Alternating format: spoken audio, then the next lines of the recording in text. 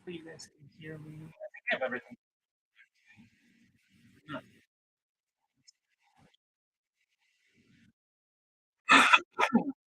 So today I'm gonna get started.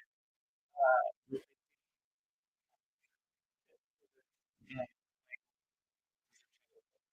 this is like a student combo. I already replaced or moved the on it and kind of a little bit of a very point.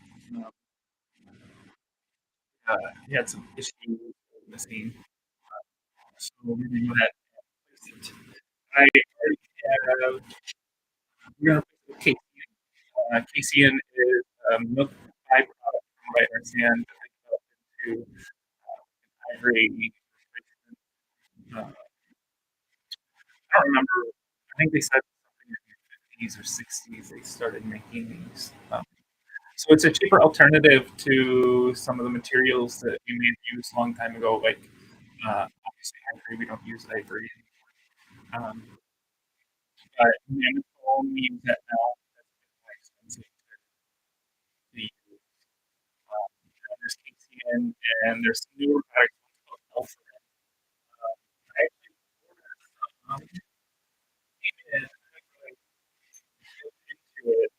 Uh, but it's supposed to be very easy for TSA, Fish and Wildlife, those kinds of people to be able to recognize that it is not ivory.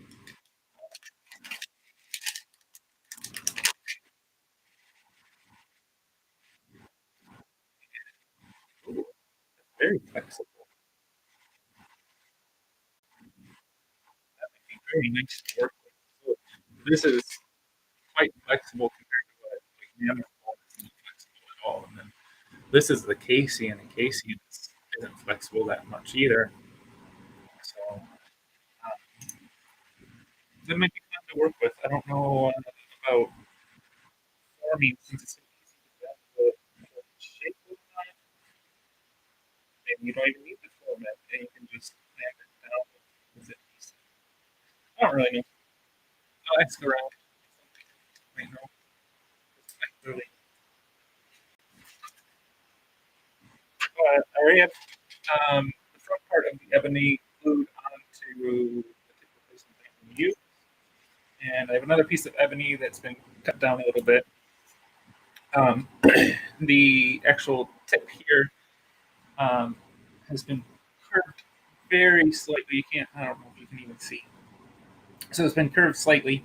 Um, and you'll be able to, uh, like once you set it on the tip, you can set up a backlight and see if there's any gaps. Because the goal is to have everything just sit right on the head of the stick.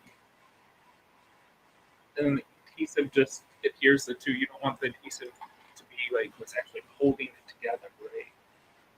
You don't want any additional forces working against that adhesive. Uh, so this tip will need to be adjusted a little bit more. And I'll have to do the same with the ebony that goes underneath it. Um, there's a few different ways that people do this, I guess. I'm going to do the way that I was trained at Overland. I think I'm going to do this right. It's been a long time uh, since I've been able to work with somebody in the shop to like give me feedback. So we'll see. So what I'm doing is I'm clamping down an old file, and it's a half round file, so the top of it's like a moon shape. And what we're gonna end up doing is we're gonna use the alcohol lamp.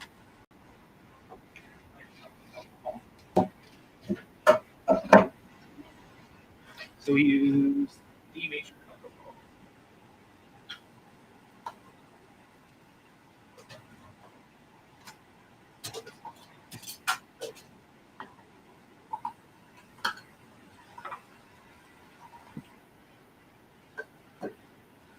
Add some into my little alcohol can. And of all the places that I got this was back in Ohio. I went back, not this past summer, maybe the summer before, and I went with my sister-in-law and brother and my nieces to a place called Slaughter Village in Ohio. Oh, it's actually Roseanne's birthday, so if she ends up watching this, say happy birthday, Roseanne. But there was a potter there, and he had these for sale, and I thought it was kind of it's not like your normal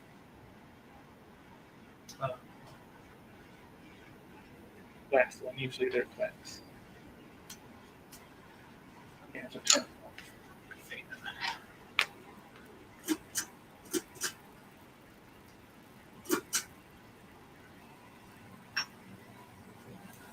So what I'm gonna do now,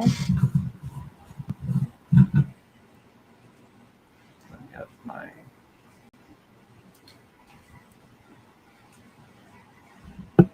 try and get the microphone out of the way. So you take your alcohol lamp and you start heating up the file.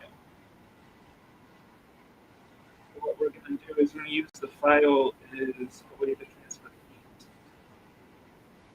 It'll heat up the casein, making it a little bit more pliable.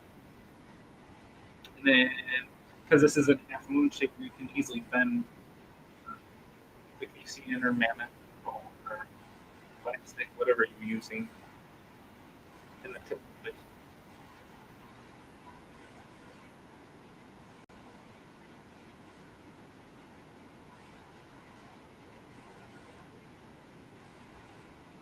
I'm just going to kind of cover my hand to see the top.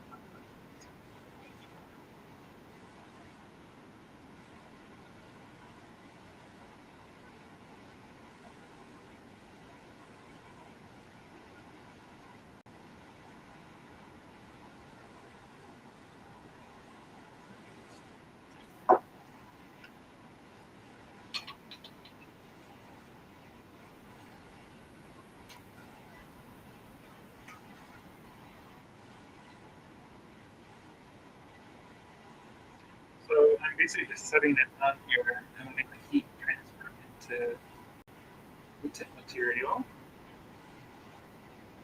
And then after a little bit, you can actually feel the heat through the material and apply a little bit of pressure and get a little bit of a bend.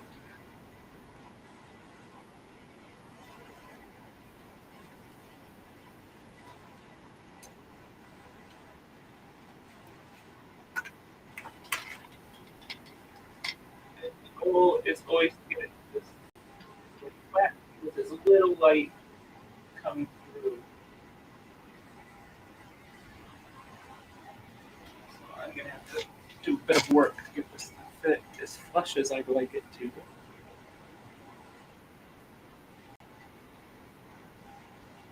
So again, it's just resting. You have to heat transfer in.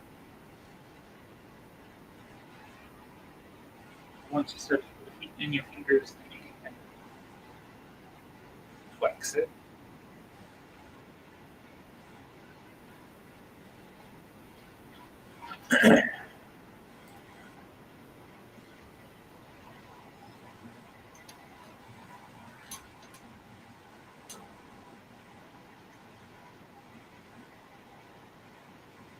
So that looks pretty good now. It's the rest of it that we got to work on. So we add some more heat.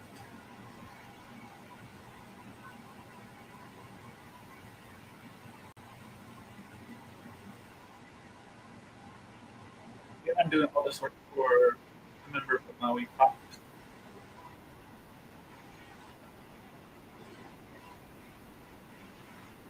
She actually rents instruments out to students here, and then also some tourists that will come and can't like pay to get in a cello or a bass here. So she has instruments available for them.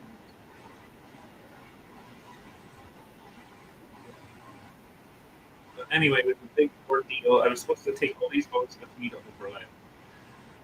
I was going to receive all this training and get them all done super quick. But then COVID happened that overlap. They decided it was the right decision. But now all this work that should have been done super quick takes me much, much longer because it's very hard to learn this stuff over the internet. It's much easier to do this in person.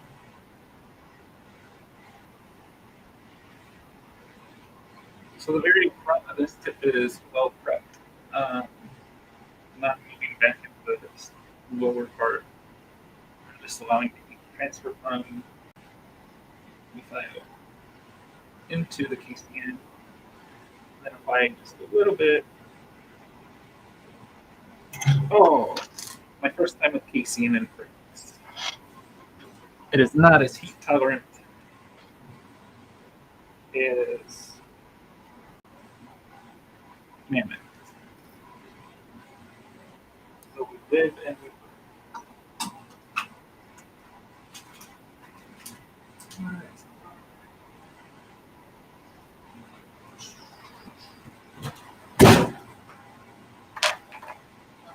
Part.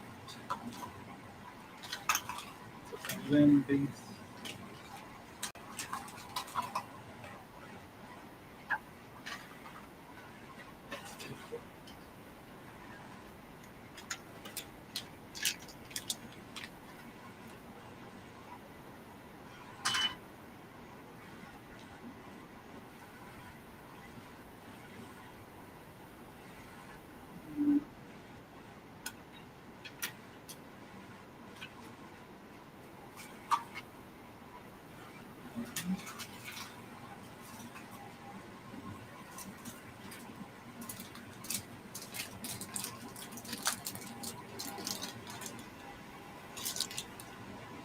That's not how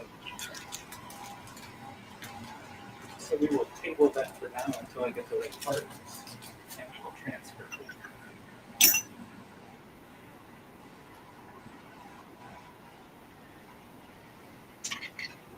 I will be here instead.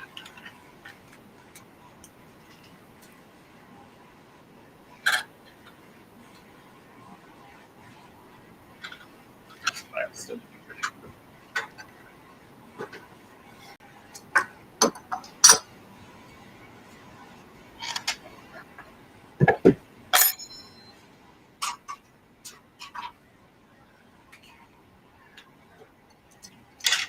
So I have this cheap violin bow. Nothing special.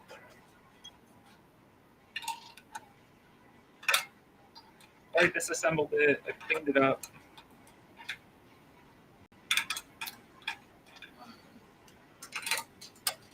It's going to need some leather.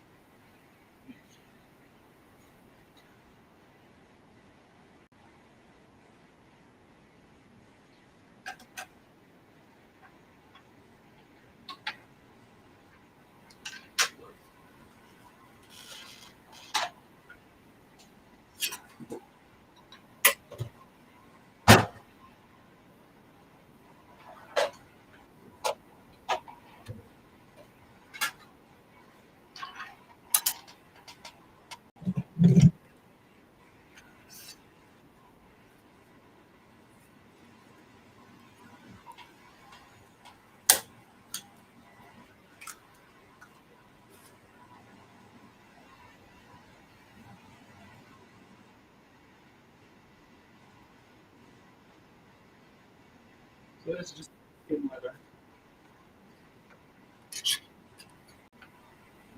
And down. And then you have to bevel edges. I mean, all four sides have to be beveled at different angles.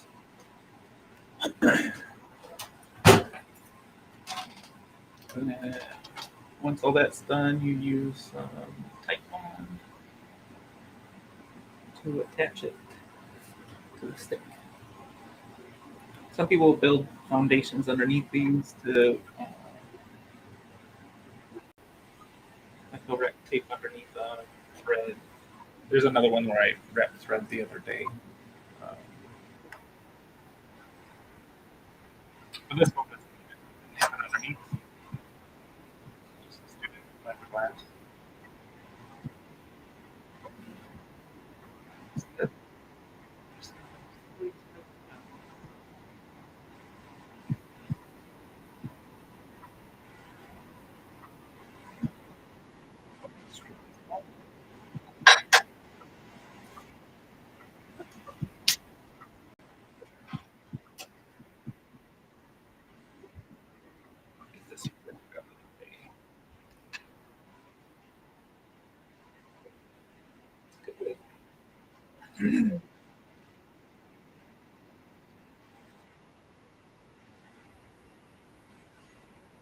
These little swatches that I bought a long time ago.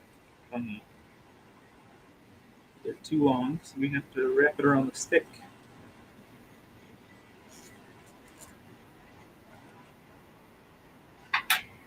And that will give me my little measurement of where I need to. There's going to be overlap on that group of both inches. Essentially, you'll have an overlap that's equal to about the facet of one of the octagonal sides.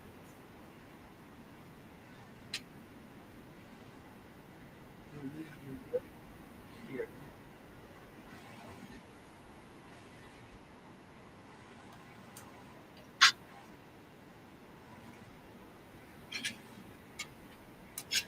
This is really stressing. It's going to be more expensive. Well, it's not that big of a deal with as well. I mean, I was thought that it isn't too much.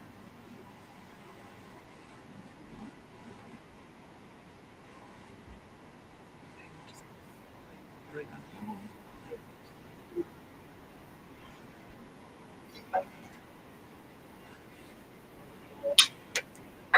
My thumb grip. I'm going to bevel the top and the bottom, and then the left and the right. But the left side has to have a bevel that's a different angle. I think it has to be sharper. Because it will go up on top of the metal wrapping here.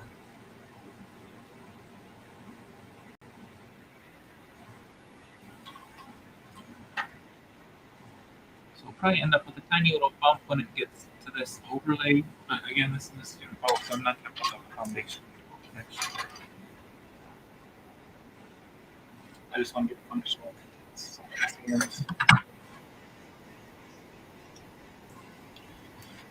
So I'm going to use the same little knife thing that I have for the ankle.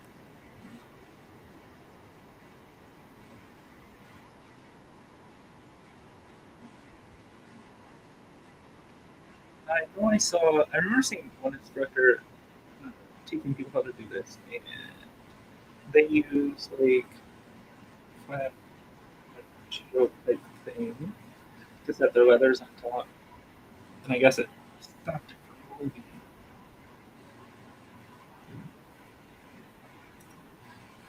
I haven't used one like that. It'd be cool to try. Might make this task a little bit easier. It's a tough thing to kind of cut these undersides down. Um, and getting it precise enough where you take the backing off. I don't know what that part's called. What loop the outer, the finished part of the cover. I always have these little edges here. If you don't clean these up well enough, you're going to end up with imperfections. Finish this off. Avoid those, even if it's a student. Um,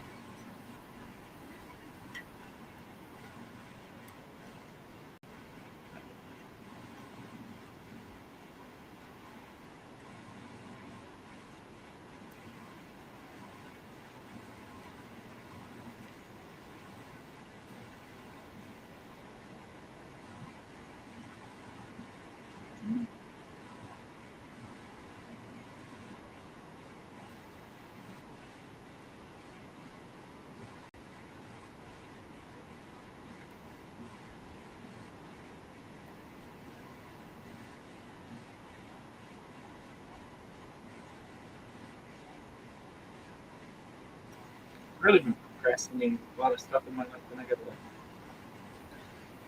like, kick things into gear this week. Next week I'm Monday out my studio. Possibly. There's a luthier on Oahu that's coming to do some work for the musicians here. He just needs a place to do like appraisals and small repairs. So I'm gonna offer it up to them. They might use it, they might not. And hopefully they can reciprocate. But at some point, I might end up being able to just doing a bunch of rehears over there, like in 1 or 2 days. I don't know who does rehears over in Hawaii. There's got to be somebody. I mean,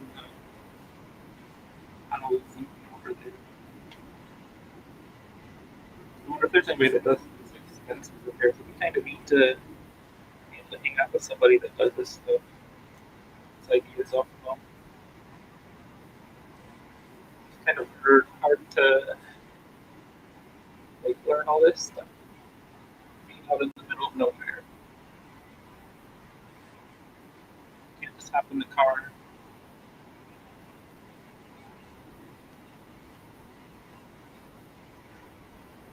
You gotta get on the plane.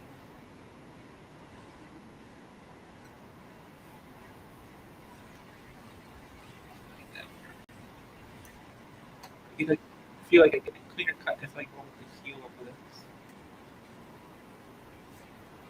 Maybe like not a clear cut, but a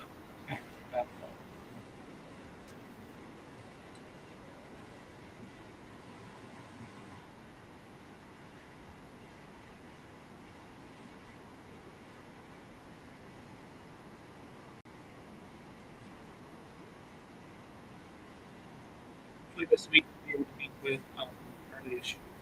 I think I'm saying that right. They're here helping him with some orchestration stuff. It's been a bit of a rocky start. We started when I was still working at the post office. And obviously, the hours at the post office aren't conducive to doing anything other than the post office. Kind of felt like a waste today.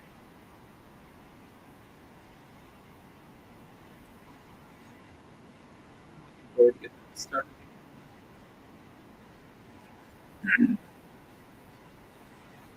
Okay, that one looks pretty good. Let's start on this side.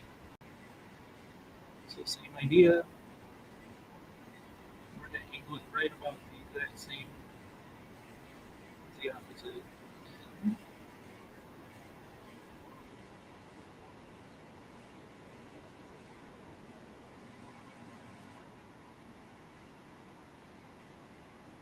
Over the weekend, I got to attend my brother and sister-in-law, brother-in-law and sister-in-law's wedding. It's actually really cool. This place called Waiofuli near Kola. I've never been there before. But some really gorgeous views. Uh, Great for that.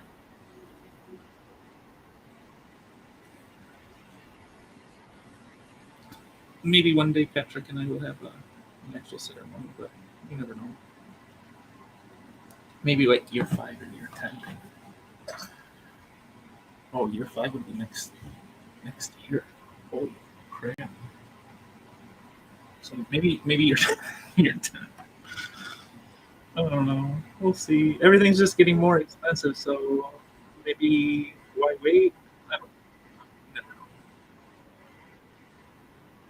The big pain is that most of my family is all the way Midwest, East Coast. So it's gonna be expensive for them to come.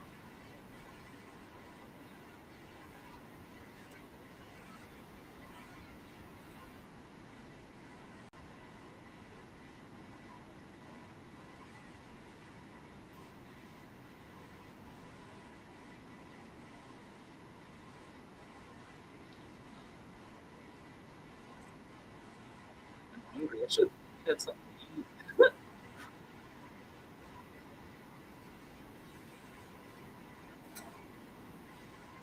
Oh, Peggy, if you're watching, I saw your email. I'm gonna have to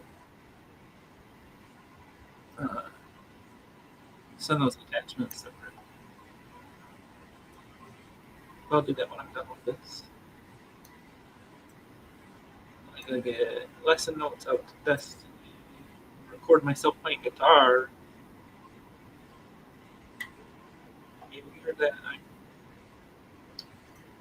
starting to teach guitar as well.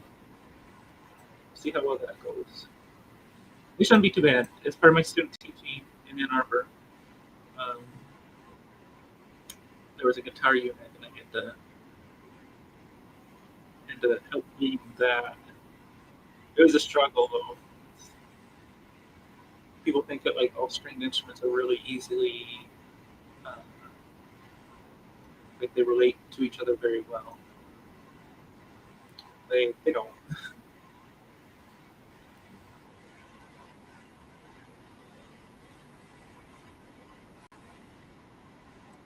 But so for that student teaching, I was basically about one page ahead of the kids the entire. They had trimesters.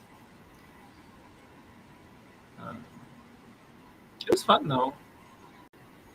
It was neat being able to expose because like as a string teacher you get a very specific kind of kid usually that ends up being interested in stringed instruments. But when it comes to like guitar and ukulele, it's like a much wider net, so you get to meet very different people than you would normally get to meet.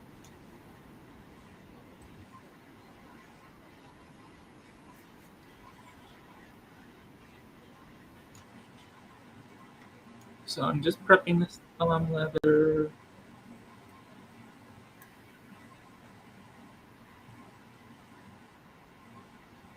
Hopefully I don't mess it up. Very possible.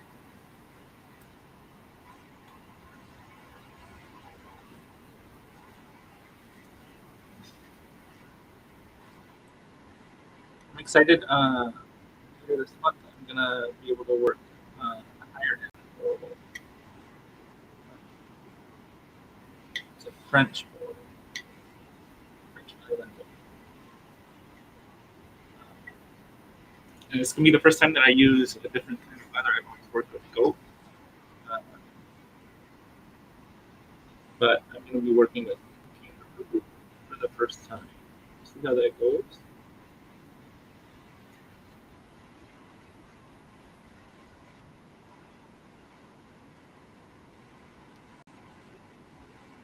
So all you do is you bevel these edges as close as you can to perfect.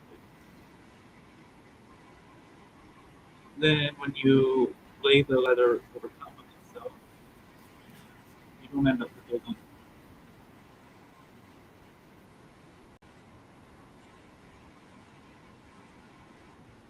Part of the problem is that I really need to sharpen this. It'd be nice if I put a handle on it as well. And end up with our furthest thing.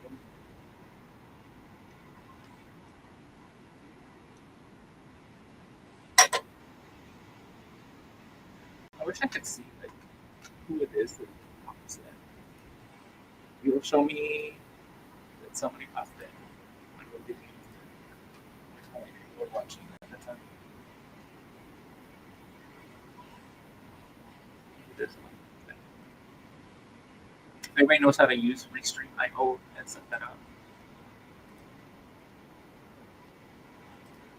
I don't know. Stamps.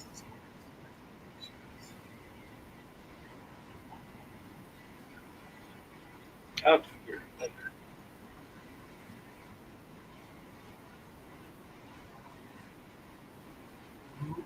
Just get it scared me. I want to mess this side up. This can be my work facing side. Perfect. Nice.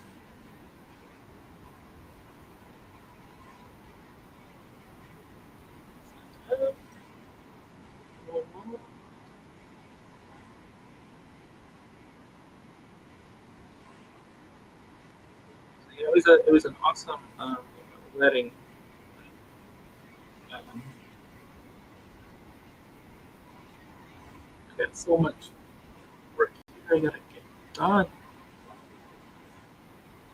And my back's been acting up.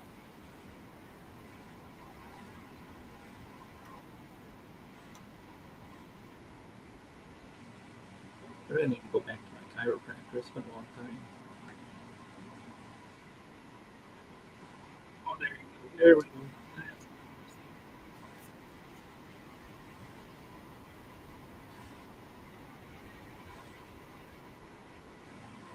So I don't know if anybody's even gonna be watching. This is like a niche thing. Like, the only reason I got interested in it in college, it was I think it was my last year, my super senior year, because it's a music education major. Usually takes 4.5 years, sometimes 5. Get my finish the degree.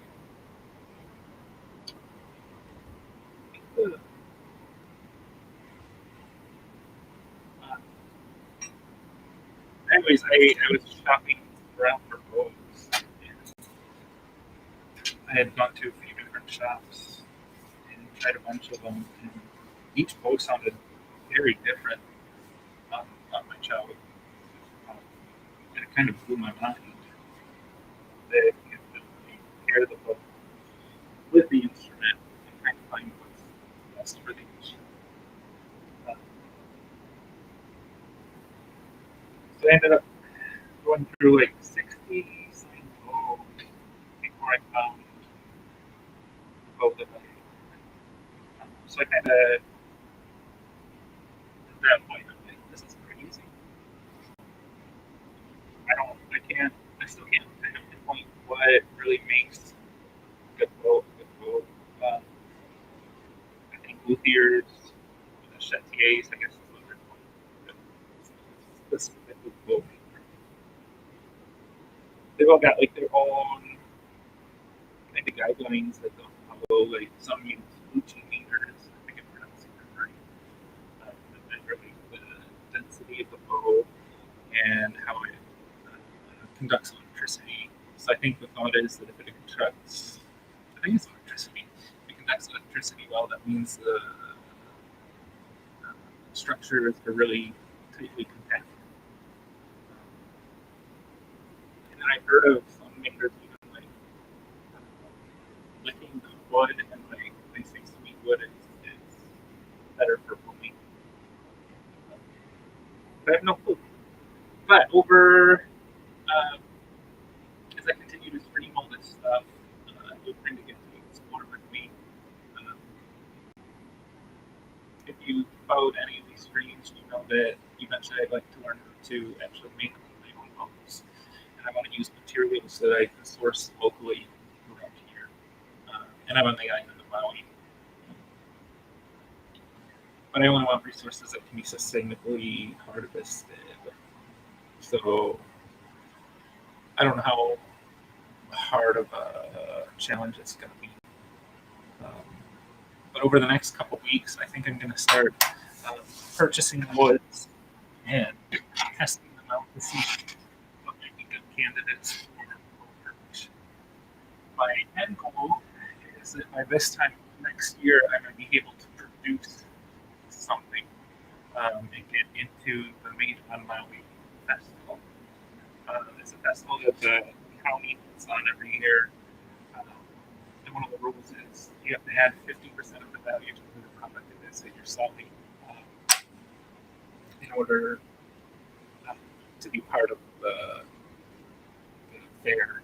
And it's online too, so I guess you can reach a bigger audience than just what's available.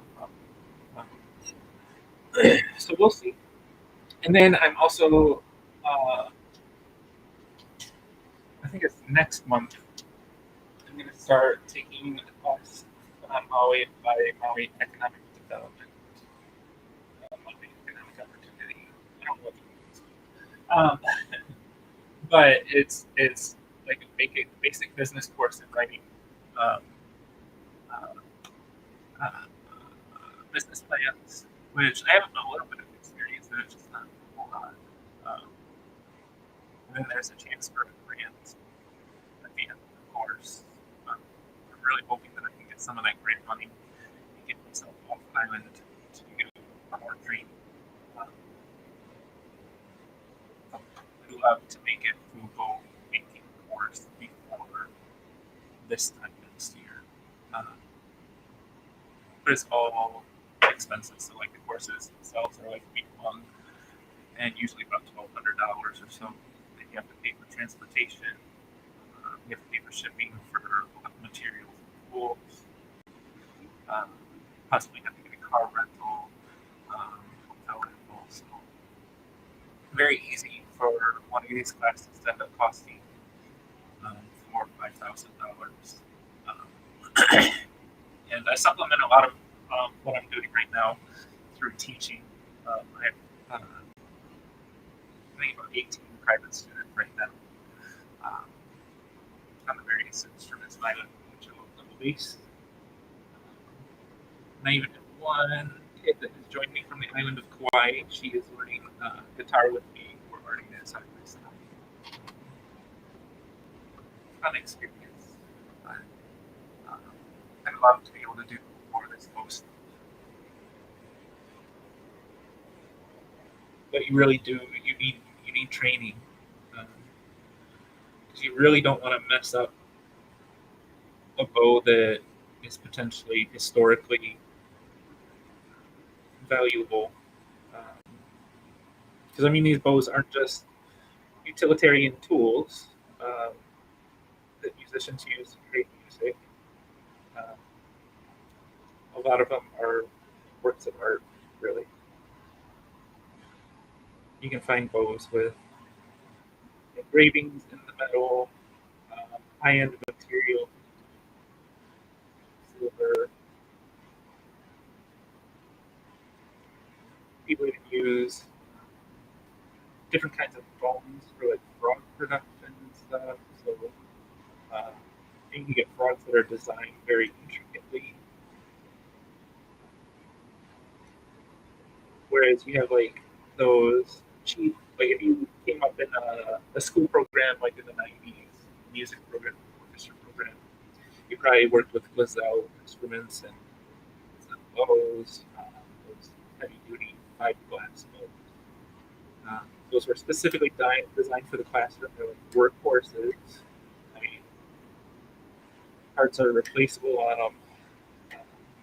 They have reinforcements that, I mean, the bows aren't that great to play on, but for a school program that has limited money, um, they can often be a very long term investment. Most fiberglass bows will last a long time.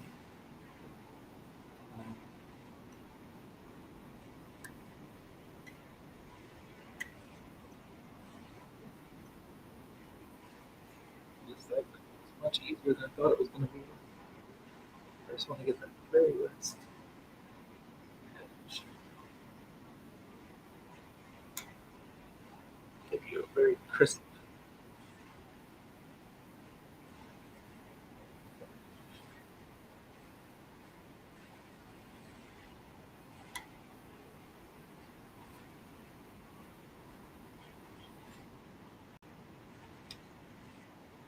I think part of my goal of doing this, like the live streaming series, working, is just letting people know about kind of what's going on, how it goes, how close we are to not having materials to work with.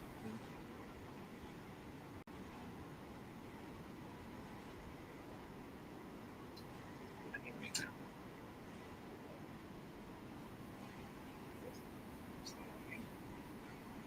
like that. But I um, wanted to wrap where thumb is actually going to reinforce the seam that you've glued on. So this needs to be the top. That needs to be the bottom.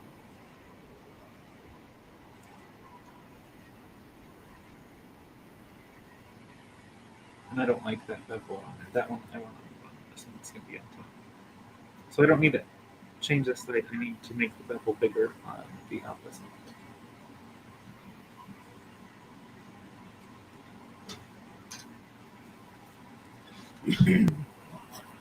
But as far as I know, there aren't any bow makers in Hawaii. Uh, there are shops that walk with it and repairs and stuff. I don't know how extensive the repairs are. I tried to reach out to some people that do like some market research. Maybe like only business owners, people are concerned about their bottom line. So they weren't very open with any of that information. I mean, really, I just needed it when I was applying for the scholarship to go to Oprah. Basically, the justification was if we can um, prove that there's a need for somebody that's able to do this work in the area I'm currently living, then I have a higher chance of receiving the scholarship. But they didn't want to share information, which is fine. I understand. Um, but it kind of, I don't know. I think I have a different philosophy on things. It's fine. We just want to see things eye to eye. Um, but I'm not one to withhold information. I think that if your business is ethical, if you're treating your customers right and you're giving them a good product, then it doesn't matter if people know who's doing what work. I don't know.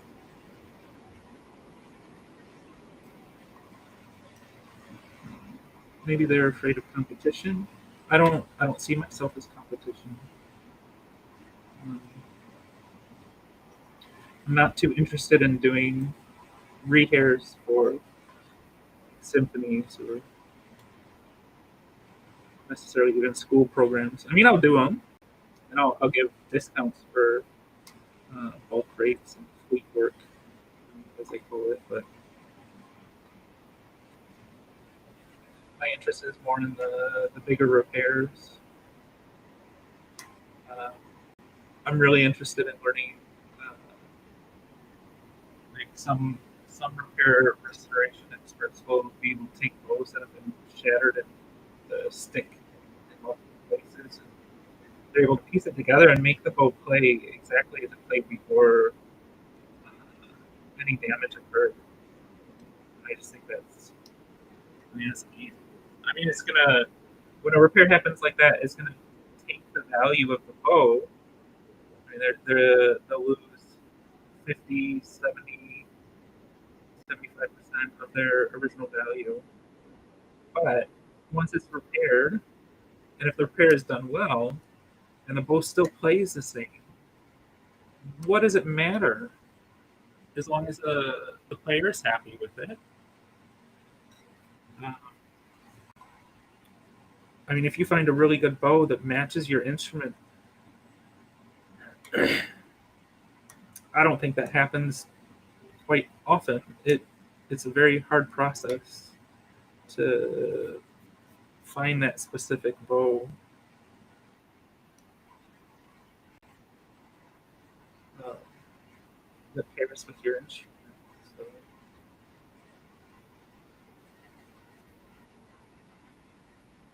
just like there's probably somebody out there watching right now, and they're like, "Why are you wasting your time replacing this thumb lever on this student fiberglass bow?" Maybe come up, but if we can keep it out of a landfill, make it look pretty, get more life out of it, why not? The only thing it's going to waste is a bit of my time, which is unfortunate because I got to get all these bows done.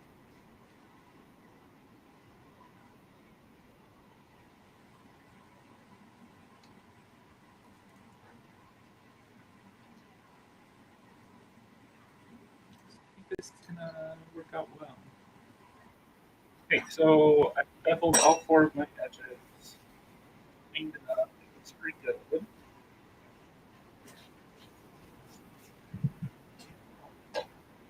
Next part, I'm going to need some Tech Bond. This is Tech Bond 1, the original. You don't want to use anything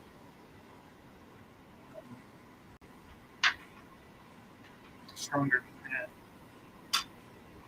The thumb leather will wear away over time, and it will need to be replaced again.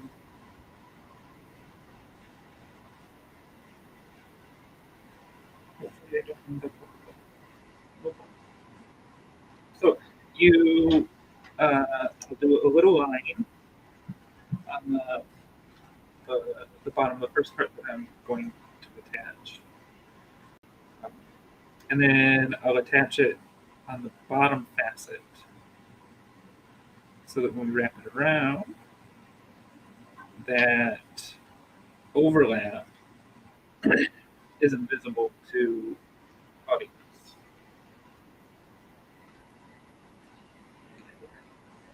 So we're going to put a tiny little strip. Don't use too much. Spread it up. Use like quick for this. I'm going to get all the way over to the edges. I'm going to let it sit for a little bit. So you let it sit because the glue is still too viscous. Uh, when you attach it to the stick, it won't stay, and you'll try to wrap around. You'll wrap the leather around, and it's just going to slide all over the place. So I'll let it sit for a little bit as I search for a rubber band. So where I got a pile of them.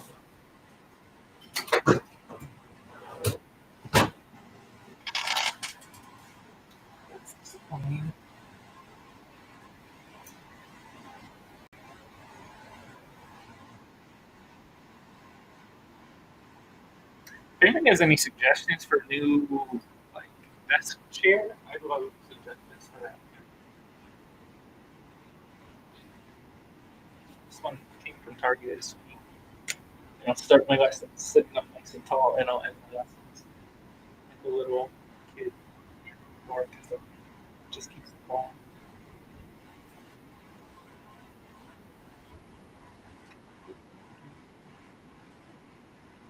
Still looking at it.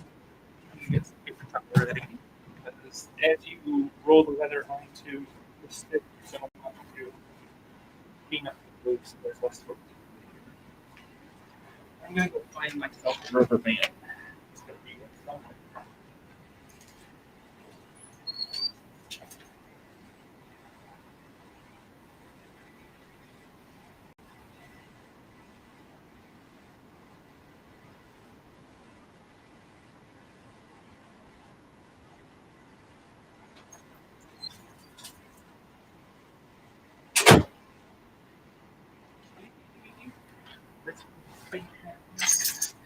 So Patrick works at the post office, so no matter what, there's always rubber bands in the house. Always. I used to bring them home too all the time on accident. I carried them in.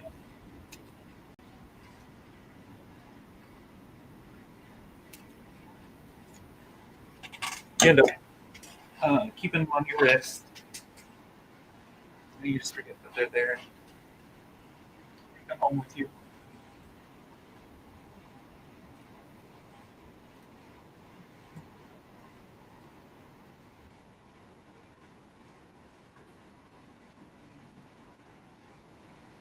I hope you guys can listen to music.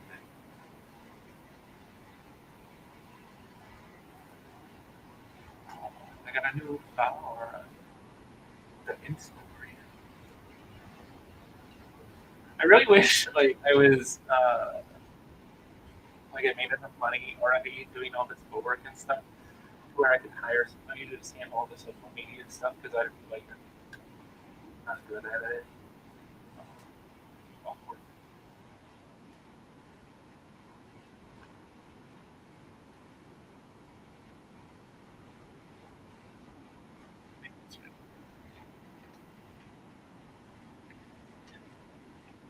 Oh yeah, nice. So I'm gonna line it right on up. Just right on down. And that's looking pretty good. Just gonna use my paper towel and just kind of hold it for a little bit.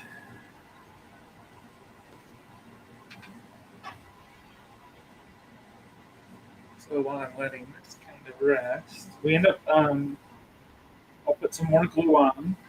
I'll spread it around, make sure it's nice and coated underneath. Uh, you just need a real thin. It doesn't have to be like a thick blob or anything. Um, then you wrap the leather completely around, cleaning up as you go, and then you use these rubber bands to wrap it around the leather on the outside. But you gotta be careful. You gotta make sure that you don't leave any gaps, or else it'll end up showing it in the product. It's on the outside of it. Um, oh, and I did that again. Let's try second time.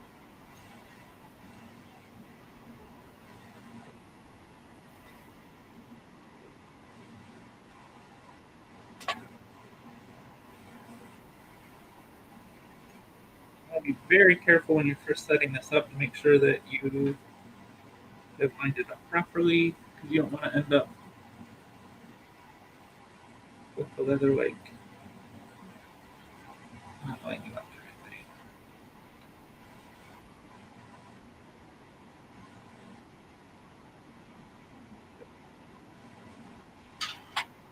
I'm going to add more glue. Just a tiny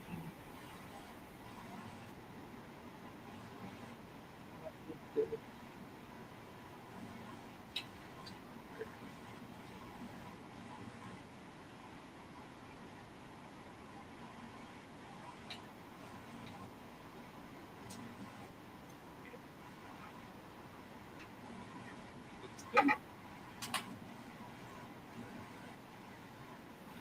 I'm just going to add my glue.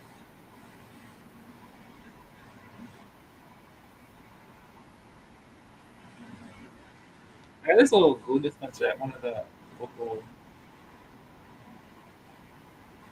lumber stores.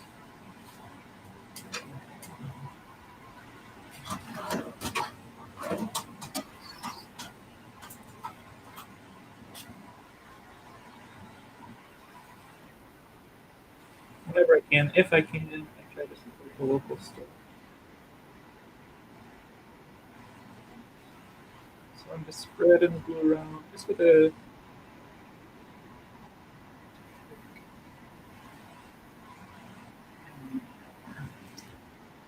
You want full coverage, as much contact as possible. But again, you don't want the ton is going to be paint and fucking clean.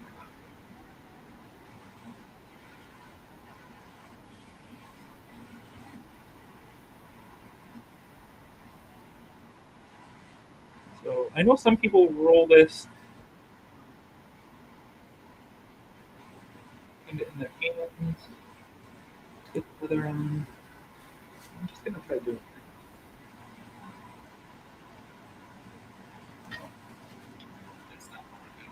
it. There's a reason why we roll.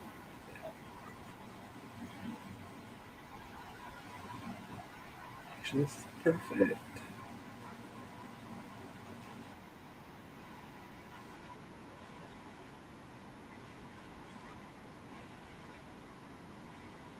So again, you're kind of pushing the leather down onto the stick. You don't want to pull the leather like as you're going, because you're gonna move it.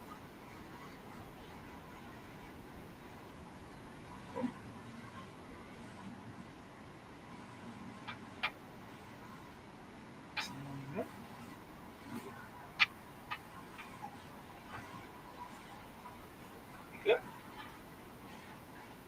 Start moving on.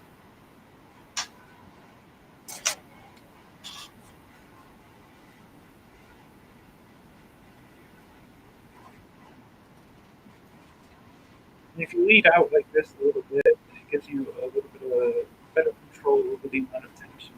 It gets a bit more consistent. Oops. But you gotta be careful not to do that.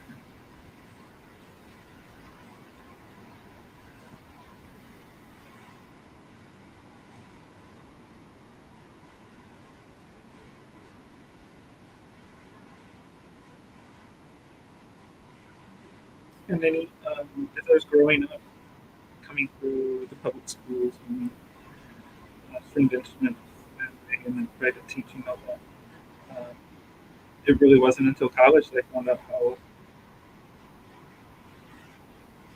intricate these things are, and how expensive some of them can be. Yeah? You get a well-known maker, high quality wood, high quality fittings, and go just please look at the ring. You're looking at a decent chunk of change. Some people don't even know what they have in their case. Let's see. Oh no, try that again. I do want to get different rubber bands. This doesn't seem to work exactly how I wish they were lighter. That way I didn't have to wrap as much. Maybe I can do like resistant bands. We'll use for like weakness, not weakness, not cardio, strength training. I guess.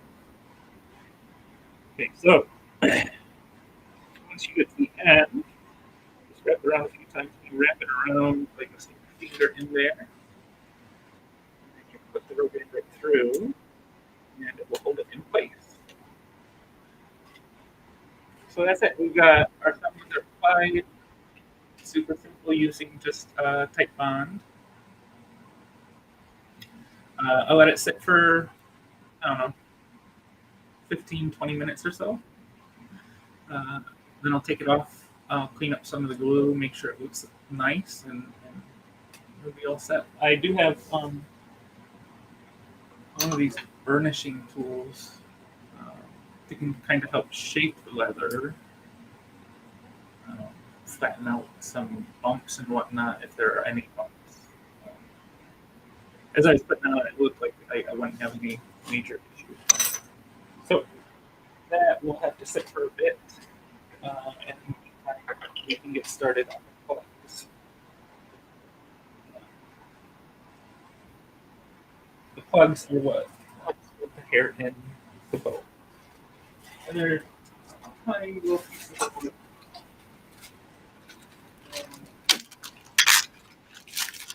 They have to be cut at very specific angles. That's what allows the hair to stay in. So I don't have a big wood shop. I got this. I mean, I think I've panned around the first time I did one of these live streams, you saw how small my it's also my teaching studio. So teaching and mechanical work. Um, it's like 150 square feet. Um, so I buy. Um, this is just I think it's just poplar, but it's already pre-cut at angles that are somewhat conducive to fitting into the mortises the right angle. Um, but I'll definitely have to cut it down to. But this is what it first looks like when I get started. Um, I'll be able to see what it looks like when I'm done too. But you gotta cut two. You have to put one in the frog, put one in the tip.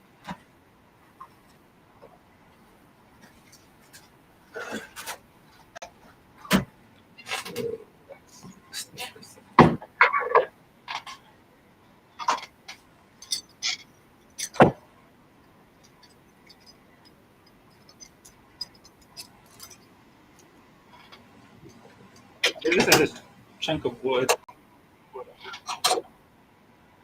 it allows me to do some forward-facing chiseling.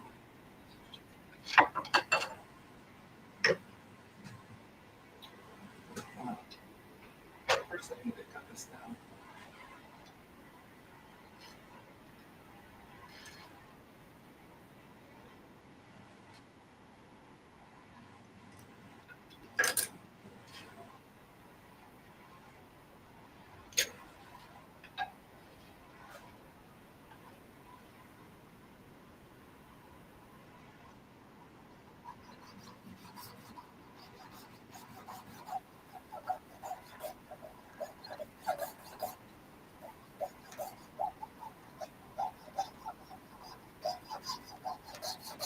I also wish I could get a second camera set up. Maybe one that just faces straight down onto the workbench. So it's protecting.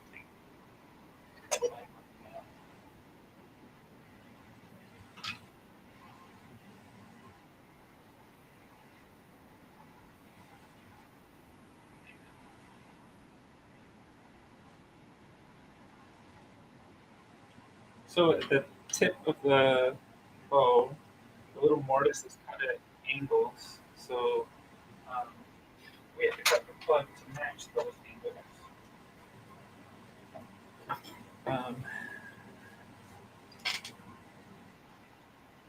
this is something that I struggle with, so it usually takes me multiple attempts to get it to where I want it to be. But I'm okay with that. You know, research somewhere. Sure, there's a better. For this. Sometimes I can focus on things very easily. Sometimes I don't. So like, I'll remember specific things from a course that I took. And other things is like every. So I bought them. I'm going to go over make sure that all my structures are doing recordings so that I can reference those materials in perpetuity and I'll have a full understanding of what it means. Because like sometimes I take notes. Those notes make sense to me at the time, but not at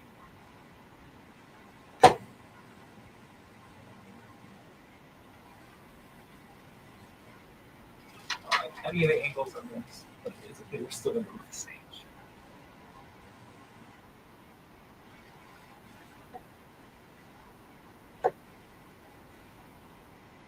It's very important to work with sharp tools. Yeah.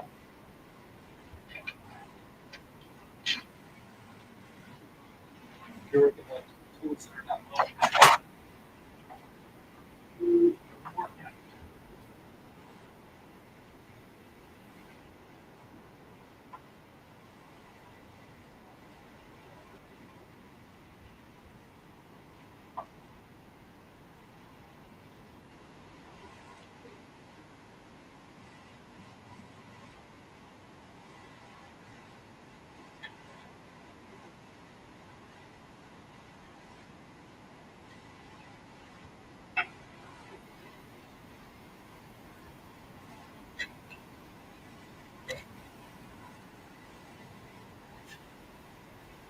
I learned for the 3 years at Madison in Wisconsin. It was actually really fun. It was a very fun course. Got to see the dorm. No, I didn't see the dorm. My cousin, her name, she was working at Hyatt at the time. She got me really good discount on the hotels. So I see there.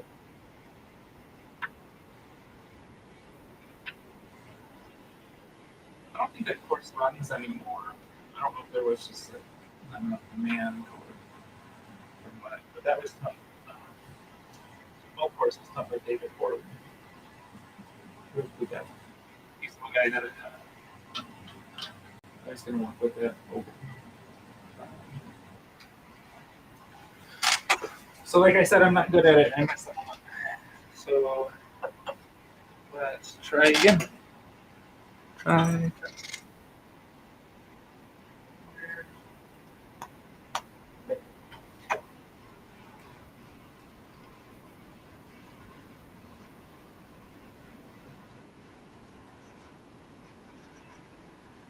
I know there's a few companies that will actually sell the plugs.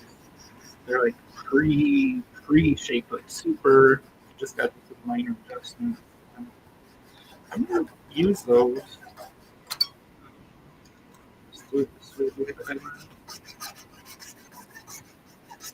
I assume if you're like in the middle of nowhere and uh, there's no way you get to move here and you're not able to ship the bow, or it's not worth shipping. Uh, various reasons why you want to do readers on your own, and that would make it very easy. Not very easy, but easier. Yeah.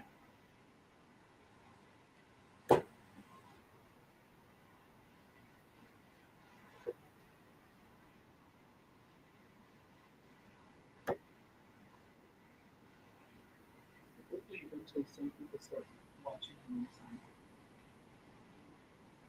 following, and maybe become really good at this. I mean, I can teach. That's no problem. No problem teaching. But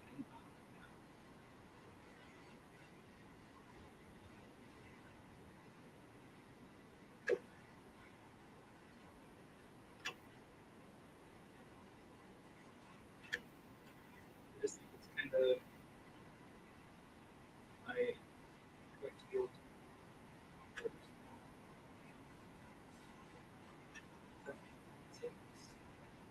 I guess you could say everything. But when you work with other people, the product here that's produced is dependent on those other people, right? So sometimes I feel limited. I can only do so much for a student, right? Um, Especially when those students becomes tired of less than that. You have to be able to willing to put in work outside, not just learn the lesson.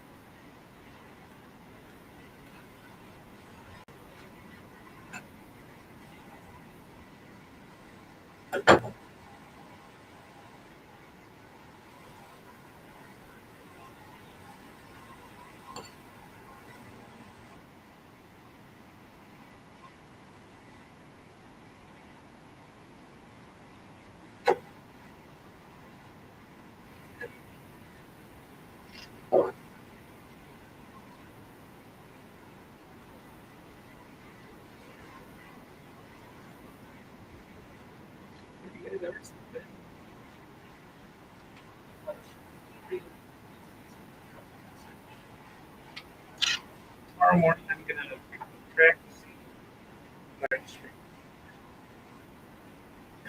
I don't like doing it, but if it's a way for me to hold myself accountable.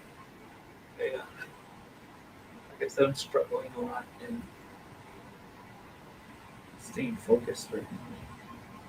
I mean, we got a lot on our plates, prepping for foster children, all that.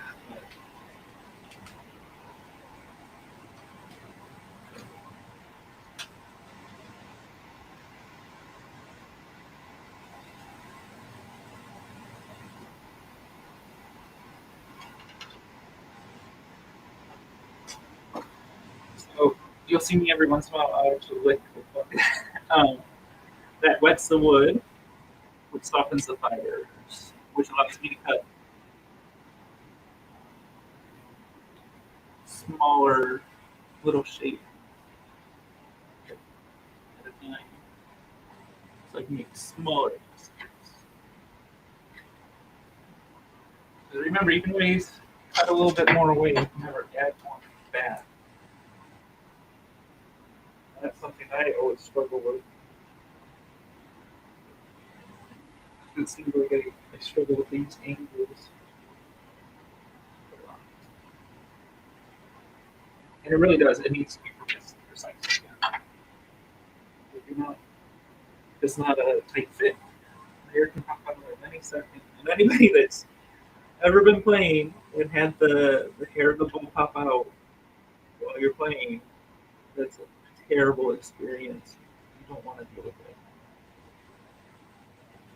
Sometimes if you can find a little plug that pops out, that plug can be reused. But I mean, I think if any bow repair person or bow repair that really knows what they're doing, if the plug failed, I wouldn't reuse that plug. I'd just cut a new one. Sure, it's gonna take more time, but less of a chance of failure.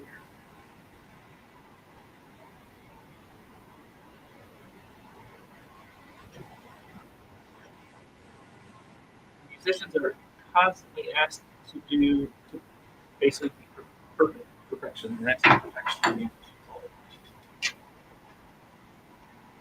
So I kind of don't mind they demand the same out of me, as long as they understand that perfection is going to take time. Yeah, I feel like I produce a good product, but I'm much too slow at it.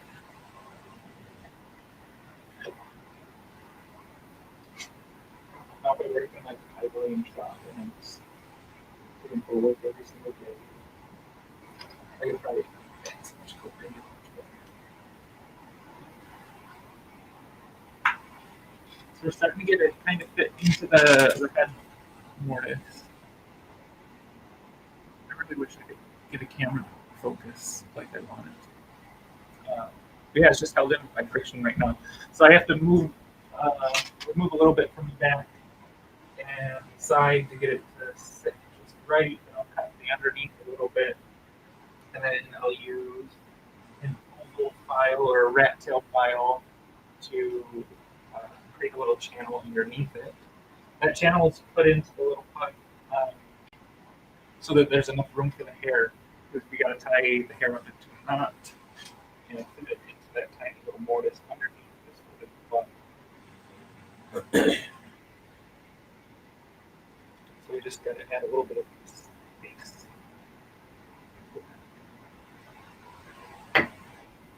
So this part makes me nervous. A decently shaped plug. I'm just going to make tiny adjustments. I always feel like I don't have enough light.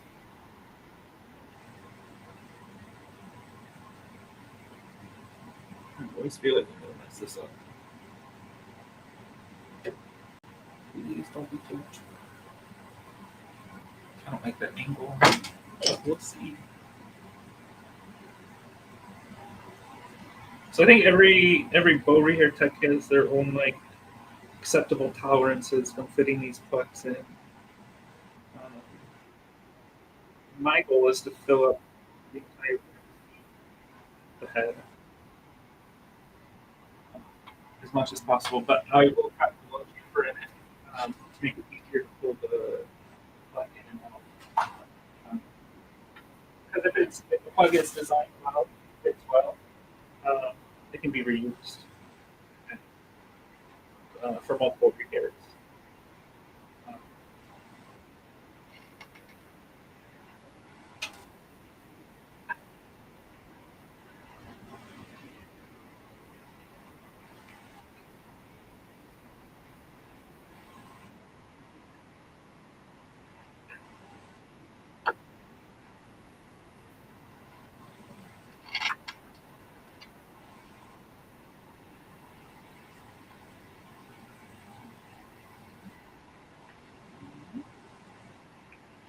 hey, so I took a little too much off of the sides, but I've got plenty of room to cut off the back, where as the front moves towards the back, the angles will actually fill up the space. So I need to cut from the rear side.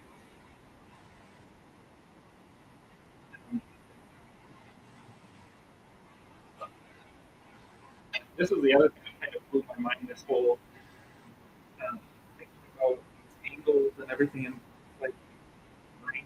Um, maybe my brain doesn't function that way. That's right.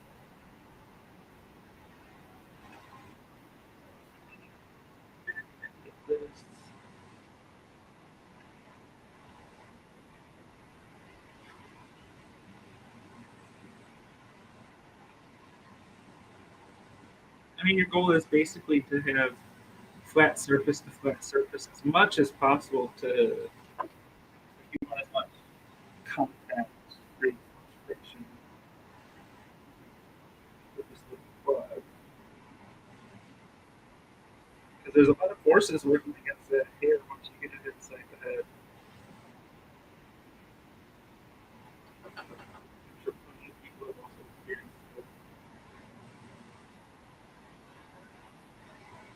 plug blowout. I had one, but I still have lost for Zola. Nothing fancy, just like a workforce student loan. Um, but that's stupid. um, tips where the plugs fell out of it constantly. And I kept taking it back and taking it back. And they recut a plug, recut a plug, recut a plug. Turns out that the mortise inside of the head was just cut with bad angles. Um, and whoever it was that was doing those rehairs just didn't realize or didn't care or didn't wasn't trained. I don't know.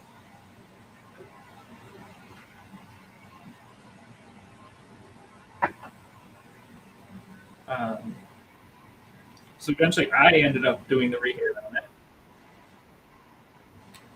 And when I went to do that, um, I was just reaching the mortise.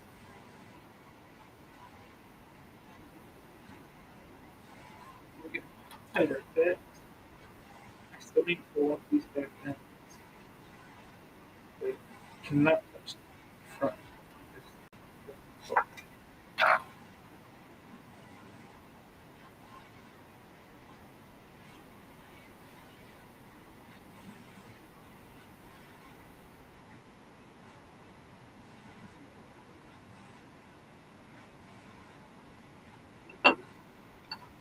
It's kind of crazy how thin some of these slices are if you get off of the butt.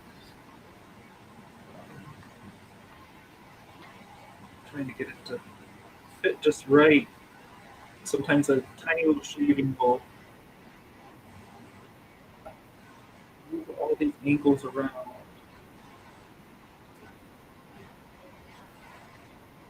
And it'll be enough to completely just make the part reusable.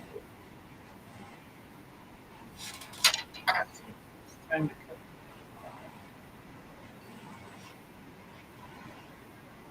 Thinning out.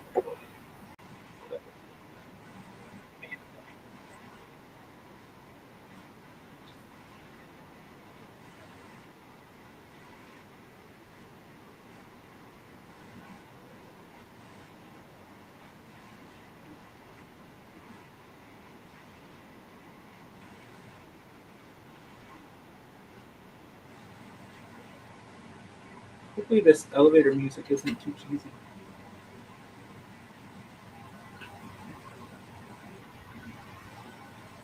Another thing that I struggle to kind of do is how to make multiple cuts and then just really I should just be doing a single.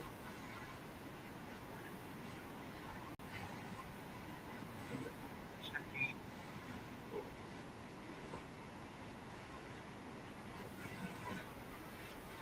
I think part of the reason why I struggle with this so much, if you know me, you my right eye does not work correctly. So I have issues sometimes with the reception. It was actually a major issue when we first moved to Hawaii. As part of the driver's test, you have to look at these like sticks. They almost look like claw base. And anyways, those sticks. What's going on with the ankles on this?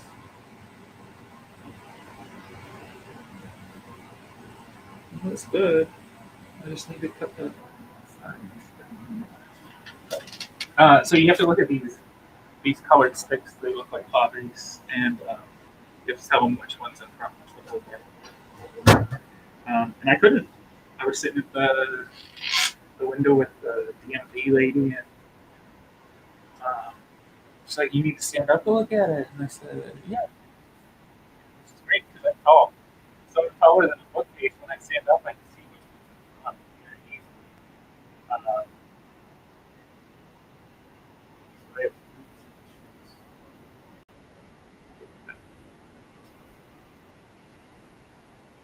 Okay, so take the rubber band off of this. That one's getting close. But I didn't want to have this sit too long.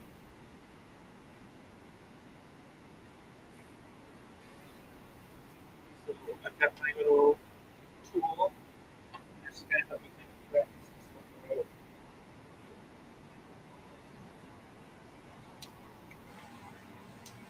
Push up hands in and down.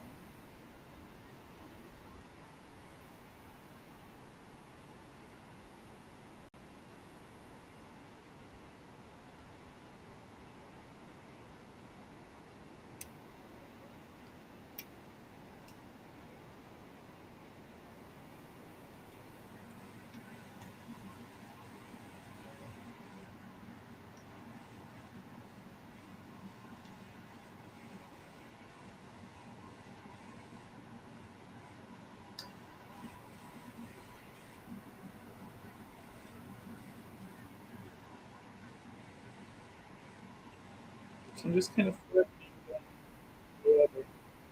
I have an issue right here. I'm not using that tool a tiny little bit.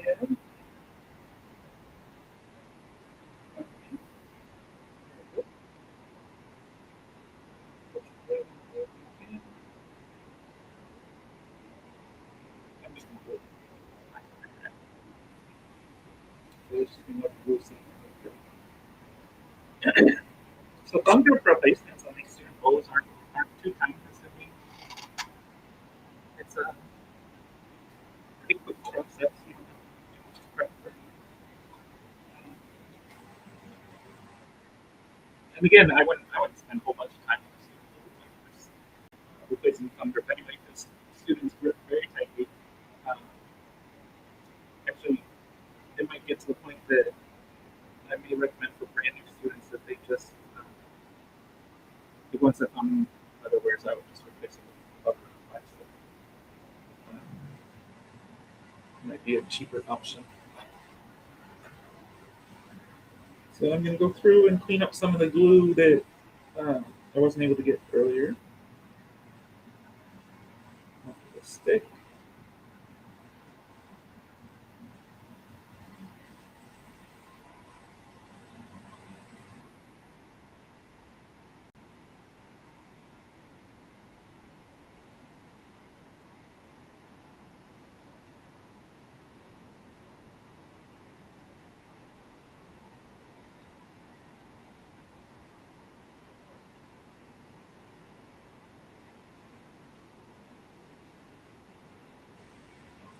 using some of the what they call nature solvent.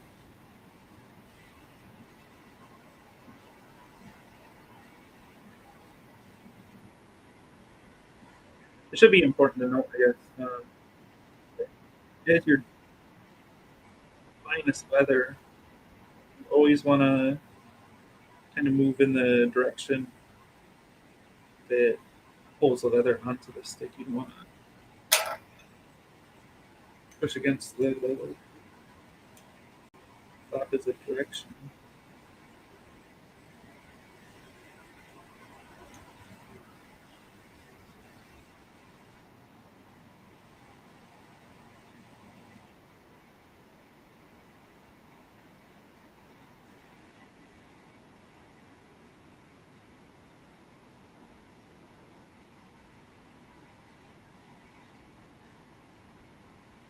So I'm using this program, Restream.io, to stream all this content. It's kind of neat, I guess. It streams to multiple platforms. So I guess I'm on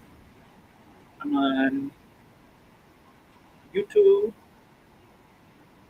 on Facebook, um, this one thing called Picarto. It's supposed to be like artists and craftsmen.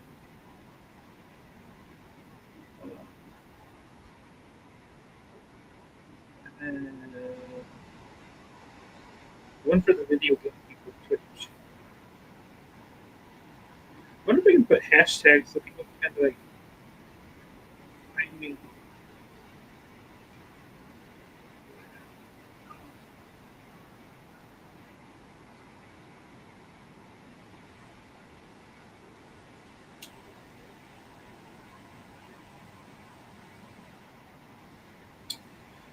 It's not perfect, but it looks pretty good. Good for a student.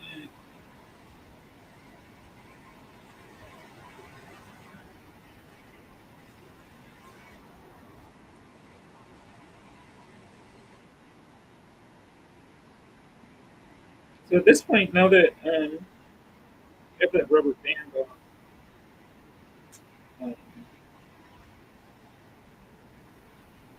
I'm going to kind of leave the stick alone. So we're not going to keep doing the rebuild. Wait, we're not just move forward step before we move on, which means 24 hours.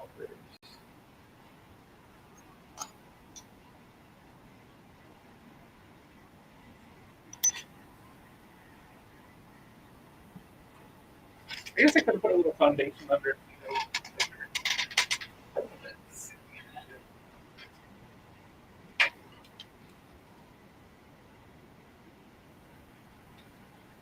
That looks pretty good. I bet they probably put some kind of tape underneath this one that's what makes it look a little bit more puffy.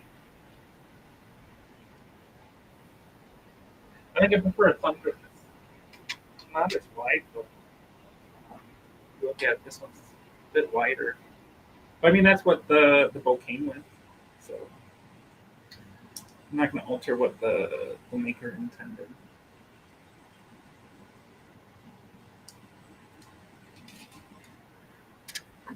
I actually don't have any good violin bows in my possession.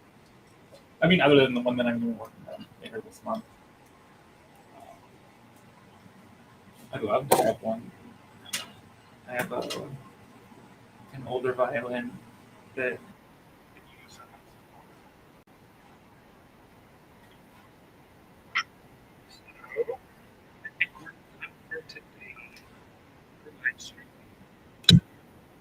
get back to the room.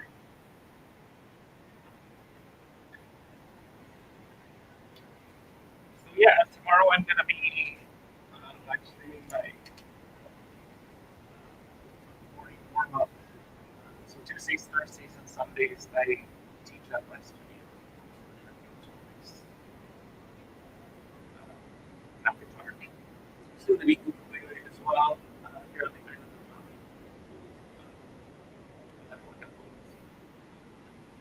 And we are currently waiting on a license foster.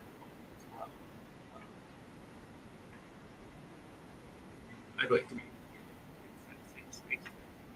I felt like that didn't happen at the time.